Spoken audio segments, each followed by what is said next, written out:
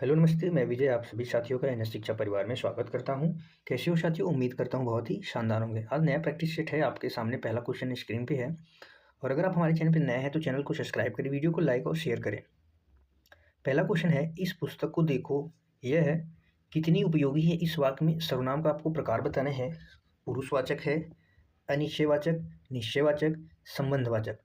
सर्वनाम के टोटल भेद कितने होते हैं? 6 भेद होते हैं। कितने भेद होते हैं? 6 भेद होते हैं। पुरुषवाचक सर्वनाम साथी जो पुरुष का बोध कराए, जो पुरुष जाति का बोध कराए, वो क्या कहलाता है? पुरुषवाचक सर्वनाम कहलाता है। अनिश्चयवाचक साथी अनिश्चयवाचक अनिश्चित व्यक्ति वस्तु का बोध, अनिश्चितता का बोध कराता है। अनिश्चित का बोध। निश्चित में निश्चित का बोध, निश्चित में निश्चित का बोध। संबंध में संबंध, संबंध में संबंध। सर्वनाम शब्दों की संख्या अगर आपसे पूछी जाए, शब्द कितने होते हैं, तो शब्दों की संख्या 11 है। शब्दों की संख्या 11 है। संबंध में जो शो शब्द होते हैं, पहचान के लिए याद रखेंगे, जो शो संबंधवाचक है। निश्चित में यह वह, निश्चित में यह वह, और इसका आंसर क्या हो जाएगा? निश्चयवाचक सर्वनाम, क्योंकि निश्चित पुस्तक की बात की जा रही है यहाँ पे। इस पुस्तक यानी यही पुस्तक है, यह कितनी उपयोगी है। निश्चित जब वस्तु की बात की जाए तो वो क्या होता है? निश्चयवाचक सर्वनाम होता है। अनिश्चय में कोई कुछ हो जाएगा साथी। अगला क्वेश्चन नंबर 2 है आपकी स्क्रीन पे। आटे में थोड़ा नमक डालें। इस वाक्य में प्रयुक्त व्याकरण आपको बताना है। अनिश्चित परिमाणवाचक है, प्रत्येक बोधक, पूर्णांकवाचक, संकेतवाचक। यहाँ पे आप साथी देखेंगे थोड़ा, थोड़ा क्या है? मात्रा। किसको बताता है? मात्रा का। और जहाँ पे भी मात्रा का बोध हो, मात्रा परिणाम, मात्रा परिमाण का बोध हो, वहाँ पे क्या होता है? अनिश्चित परिमाणवाचक होता है। कहाँ क्या होता है? अनिश्चित परिमाणवाचक होता है। ठीक है साथी। हर एक प्रत्येक आ जाए तो वहाँ पे प्रत्येक बोधक होता है। पूर्णांक संख्यावाचक, पूर्णांक संख्यावाचक की बात की जाए तो 1 2 3 ये सब क्या होते हैं? पूर्णांक होते हैं। अगला क्वेश्चन नंबर 3 है। खड़ी बोली इनमें से किस अपभ्रंश से निकली है? मागधी से, सौरसेनी से, अर्धमागधी, ब्राह्मण से। साथ ही खड़ी बोली बात करें तो सौरसेनी अपभ्रंश से विकसित बोली है। किससे विकसित है? सौरसेनी अपभ्रंश। सौरसेनी के अंतर्गत, सौरसेनी से विकसित है पश्चिमी हिंदी। पश्चिमी हिंदी का विकास, पश्चिमी हिंदी का विकास, पश्चिमी हिंदी का हुआ है। राजस्थानी गुजराती का सौरसेनी अपभ्रंश से हुआ है। पश्चिमी हिंदी के अंतर्गत कितनी बोलियां आती हैं? 5 बोलियां आती हैं, जिसमें खड़ी बोली, खड़ी बोली को साथ ही अंतर्वेदी और कौरवी भी कहते हैं। कौरवी बोली नाम राहुल संकेतियान जी के द्वारा दिया गया था। कौरवी कहते हैं, ब्रज भाषा कहते हैं, ब्रज भाषा। कन्नौजी कहते हैं, कन्नौजी बोली। 5 बोलियां हैं, खड़ी बोली, ब्रज, कन्नौजी, बुंदेली, बुंदेली, और ये क्या हो जाएगा? हरियाणवी। इसका ट्रिक है, कब कब है। ह से हरियाणवी, ब से बुंदेली, क से खड़ी बोली, ब से ब्रजभाषा, क से कन्नौजी। ठीक है, याद रखेंगे। अगला क्वेश्चन है क्वेश्चन नंबर 4 आपकी स्क्रीन पर। देवनागरी लिपि मूलतः क्या है? वर्णात्मक है, चित्रात्मक है, प्रतीकात्मक है, अक्षरात्मक है। देवनागरी लिपि साथी क्या है? अक्षरात्मक है, क्योंकि जो ये जैसी बोली जाती है, अक्षरात्मक है, जैसी बोली जाती है वैसी लिखी भी जाती है, वैसी लिखी भी जाती हैं, लिखी भी जाती है। और साथ ही देवनागरी लिपि, इसके अक्षर जो होते हैं, इनके देवनागरी लिपि के जो अक्षर होते हैं, अक्षर स्वरों के साथ मिलकर एक पूर्ण ध्वनि बनाते हैं। पूर्ण ध्वनि बनाते हैं किसके साथ मिलकर? पूर्ण ध्वनि मिलकर बनाते हैं स्वरों के साथ। स्वरों के साथ मिलकर एक पूर्ण ध्वनि बनाते हैं, और ये जैसी बोली जाती है वैसे लिखी जाती है, इसलिए क्या है? मूलतः अक्षरात्मक है। अगला क्वेश्चन है, निम्नलिखित में से कवियों में से गांधी जी ने किस कवि को राष्ट्र कवि का सम्मान दिया? जयशंकर प्रसाद जी को, महादेवी वर्मा, सुमित्रानंदन पंत, मैथिली शरण गुप्त। साथ ही मैथिली शरण गुप्त की एक कृति थी भारत भारती, भारत भारती। इसका प्रकाशन 1912 में हुआ था।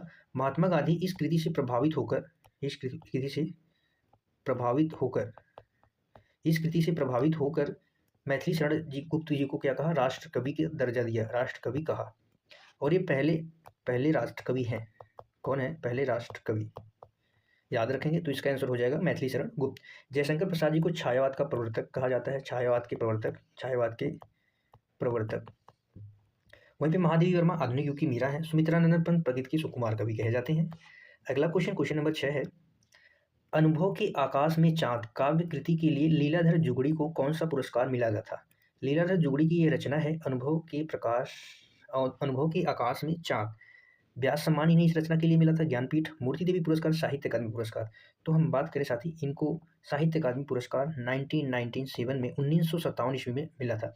इनकी एक रचना है जिन्हें 2018 में जितने लोग उतने प्रेम, जितने लोग उतने प्रेम, इस रचना के लिए इन्हें क्या मिला था? व्यास सम्मान मिला था। तो इसका आंसर हो जाएगा ऑप्शन डी। अगला क्वेश्चन नंबर 7, जहाँ उपमेय का प्रतिषेध कर उपमान की स्थापना की जाए वहाँ पे कौन सा अलंकार होता है? उत्प्रेक्षा होता है, रूपक, अतिशयोक्ति, अपनहुति अलंकार होता है। प्रतिषेध का अर्थ साथ ही मना करना होता है। क्या होता है? मना करना। आप ऐसा समझिए कि उपमेय को उपमान बता दिया जाता है, यानी यह है भेद। जैसे उपमेय को उपमान सीधा बता दिया जाता है, यानी कोई उसमें अंतर नहीं रहता है।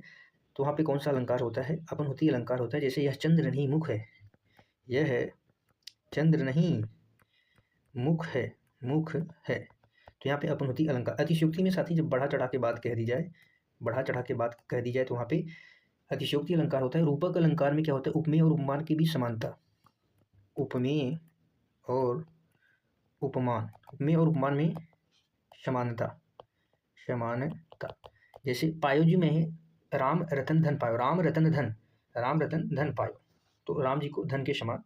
उत्प्रेक्षा अलंकार में साथी क्या होता है कि यहाँ पे उपमेय और उपमान की संभावना, जहाँ पे संभावना व्यक्त की जाए वहाँ पे उत्प्रेक्षा अलंकार होता है। और संभावना के लिए मनु, मानो, जनु, जानो, जनो, ज्यों, त्यों आदि शब्द इस्तेमाल होते हैं, तो वहाँ पे उत्प्रेक्षा अलंकार होता है। तो इसका आंसर हो जाएगा ऑप्शन डी।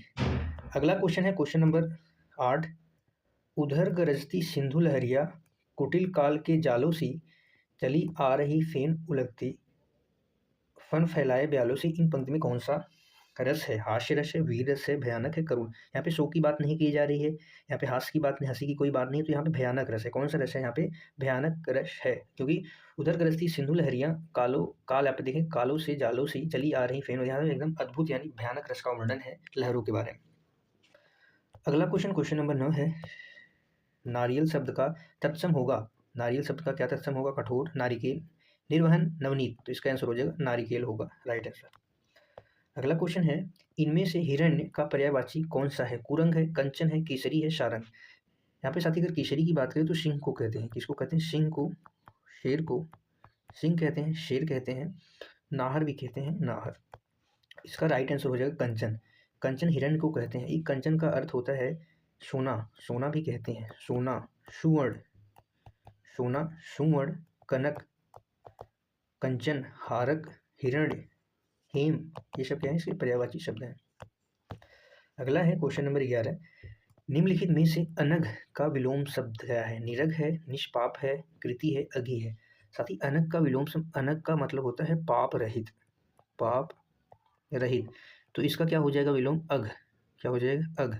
और अघ से क्या हो जाएगा? अघी, तो अघी क्या हो जाएगा? पाप, याद रखेंगे। अगला क्वेश्चन है क्वेश्चन नंबर 12, विलोम की दृष्टि से शुद्ध युग्म कौन सा है? विराग, चिराग, संयुक्त, वियुक्त, सरस, अरस, अर्वाचीन, समाजीन। अर्वाचीन का क्या हो जाएगा? प्राचीन। अर्वाचीन का क्या? सरस का अरस सही है, साथ ही अरस या आप नीरस भी कह सकते हैं, अरस या नीरस, तो इसका राइट आंसर ऑप्शन सी हो जाए। संयुक्त, संयुक्त क्या है? संयुक्त का पृथक होना चाहिए, वियुक्त भी किसी हिसाब से सही, लेकिन एक्चुअल में इसका क्या होना चाहिए? पृथक, पृथक ज़्यादा सही होगा, पृथक। विराग है, क्या है यहाँ पे? विराग, विराग का चिराग नहीं होगा, विराग का क्या हो जाएगा? अनुराग, विराग का अनुराग हो जाएगा, तो इसका राइट आंसर ऑप्शन सी होगा।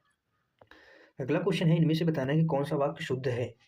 लता ने 2 चिट्ठियाँ लिखी, लता ने 2 चिट्ठी लिखी, लता ने 2 चिट्ठी लिखी, लता 2 चिट्ठी लिखी।